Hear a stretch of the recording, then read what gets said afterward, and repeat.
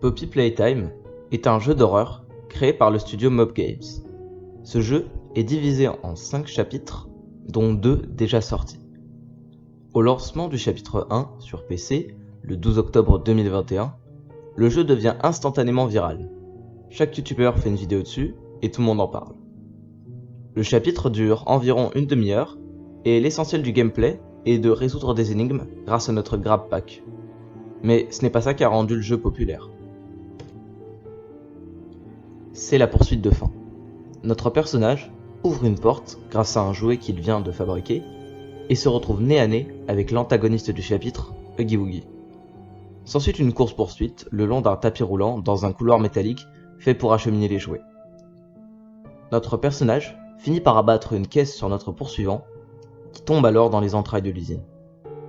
Ce qui impressionne dans cette séquence, ce sont les animations de Huggy Wuggy qui sont très fluides et la tension qui règne lors de la course-poursuite, notamment à cause de la taille de l'espace. Rien d'étonnant à cela, puisqu'avant d'être développeurs, les créateurs de Mob Games sont d'abord des youtubeurs qui postent des animations Minecraft sur plusieurs chaînes. Peu après le lancement du premier chapitre, des polémiques le concernant ont pris de l'ampleur.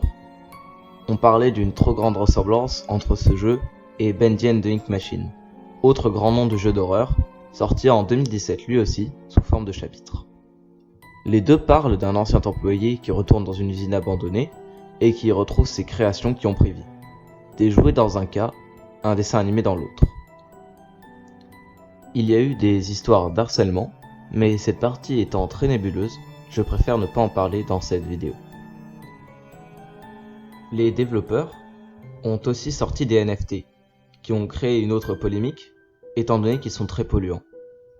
Ils ont récemment publié des excuses, où ils disaient qu'ils ne pouvaient pas les retirer de la vente, à cause d'un contrat qu'ils avaient signé. Le chapitre 2 est sorti sur PC le 5 mai 2022, et il n'a rien à voir avec Bendy. Les polémiques se sont calmées, et le jeu a une assez bonne réputation. Espérons que les développeurs apprennent de leurs erreurs passées.